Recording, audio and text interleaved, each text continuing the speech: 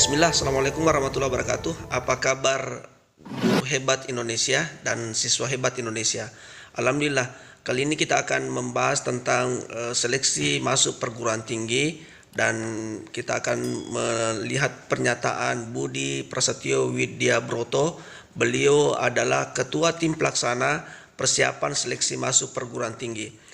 Di sebuah webinar yang dilakukan oleh kementerian, disebutkan oleh beliau bahwa siswa itu diizinkan memilih prodi lintas. Artinya tidak ada batasan antar anak IPA harus ambil IPA, IPS harus ambil IPS, kemudian hanya boleh ambil IPA, IPS saja. Jadi seleksi masuk perguruan tinggi ke depan Bapak Ibu di tahun 2023 itu boleh lintas, dan hanya saja transformasi yang dilakukan ini bersifat keadilan. Bapak Ibu diminta agar program yang dipilih oleh anak didik kita itu memilih sesuai dengan kemampuannya apa, sehingga bisa lebih bertanggung jawab. Bapak Ibu, mari kita dengarkan secara langsung pernyataan dari Ketua Pelaksana Persiapan Masuk Perguruan Tinggi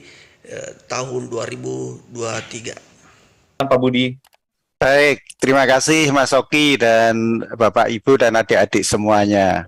Jadi seleksi masuk perguruan tinggi tahun 2023 memang mengalami transformasi dibanding seleksi tahun 2022.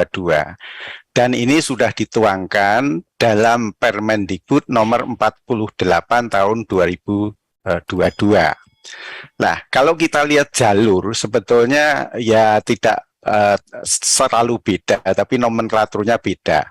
Jadi yang pertama adalah jalur seleksi nasional berdasarkan prestasi. Ya. Kemudian yang kedua, jalur seleksi nasional berdasarkan tes. Dan yang ketiga adalah jalur mandiri. Ya, ada 3 jalur, masih sama. Kemudian transformasi seleksi masuk PTN 2023 ini diharapkan dapat mendorong seleksi yang berkeadilan. Saya ingin menambahkan saja apa yang disampaikan pembukaan oleh Mas Oki dan Mbak Yanti tadi. Mengapa? Yang pertama, bahwa jalur pertama, yaitu yang seleksi berdasarkan prestasi, itu seleksi nasional berdasarkan, sekali lagi, tidak hanya mata pelajaran tertentu, tetapi semua mata pelajaran. Artinya rata mata pelajaran itu diperhitungkan. Selain itu, siswa juga diizinkan memilih prodi lintas. Artinya di sini tidak ada batasan anak IPA harus mengambil hanya IPA dan IPS, atau IPS hanya boleh IPS, nggak ada. Jadi artinya boleh lintas, itu bebas. Tetapi kami sekali lagi menyarankan kepada adik-adik, saya kira Anda itu bisa memilih program studi secara merdeka. Tapi yang penting adalah Anda juga bertanggung jawab. Nah, kan itu artinya kemampuan Anda seperti apa, mau mengambil apa, dan sebagainya. Nah, sebetulnya sekali lagi hal ini akan sangat terasa ketika semua sekolah sudah kurikulum merdeka.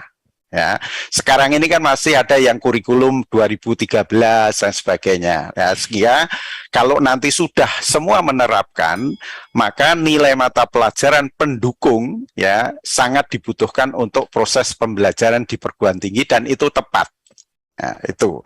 Kemudian yang kedua, pada seleksi nasional berdasarkan tes, materi yang diujikan itu kan hanya TPS, penalaran matematik, literasi dalam bahasa Indonesia, dan literasi dalam bahasa Inggris.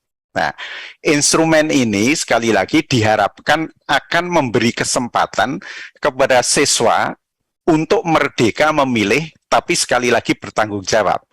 Ya, setidaknya dengan pola seleksi tahun 2023 ini diharapkan siswa SLTA mempunyai kesempatan yang sama. ya, baik dilihat dari jenis sekolah, apakah SMA, MA, SMK, kemudian siswa yang berasal dari perkotaan atau mungkin kabupaten, kemudian juga sekali lagi siswa yang berkecukupan secara finansial, secara ekonomi maupun yang kurang mampu, karena sekali lagi ya mungkin yang tidak mampu pun atau yang mampu itu tidak akan banyak berlomba-lomba untuk belajar lebih ini dan itu dengan berbayar.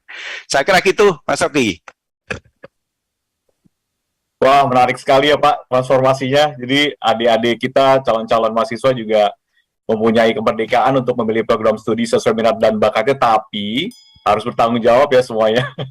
Jadi ada 3 jalur ya Pak, tetap ya, jalur seleksi nasional berdasarkan prestasi, jalur seleksi nasional berdasarkan tes, dan jalur seleksi mandiri. Ini juga untuk mendorong seleksi berkeadilan dan inklusif itu ya Pak ya. Terima kasih Pak Budi, sementara Terima kasih. Cukup sekian video kali ini dan menjadi kabar gembira bagi peserta didik di masa yang akan datang. Assalamualaikum warahmatullahi wabarakatuh.